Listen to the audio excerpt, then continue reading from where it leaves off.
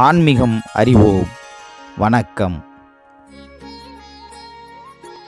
ஆரத்தி எடுப்பது என்றால் சம்பந்தப்பட்டவரின் மேல் ஊராரின் கண்பார்வை பலவாறாகப்பட்டு அதன் மூலம் அந்த நபருக்கு திருஷ்டி தோஷம் அண்டி வரும். அப்படியான திருஷ்டி தோஷத்தை நீக்குவதற்காகவே ஆரத்தி முறை எடுக்கப்படுகிறது. ஆரத்தி என்பது ஆயிரம் ஆண்டுகளுக்கு முன்பிருந்தே நமது மக்களால் பாரம்பரியமாக கடைபிடிக்கப்பட்டு வருகின்றது.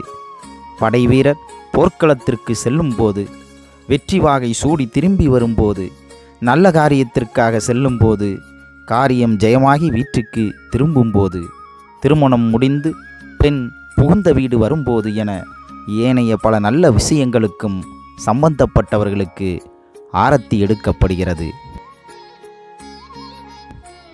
ஆரத்தி தட்டில் கொஞ்சம் தண்ணீரை விட்டு சுண்ணாம்பும் மஞ்சளையும் போட்டு கலக்குவார்கள்.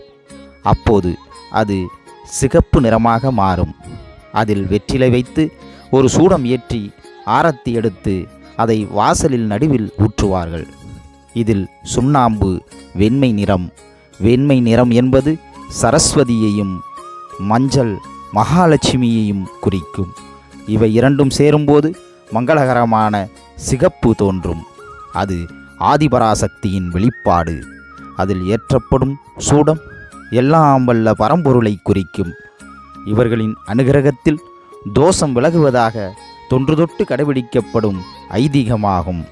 இதனாலேயே ஆரத்தி முறை என்பது நம் சம்பிரதாயத்தில் முக்கியத்துவம் பெறுகிறது.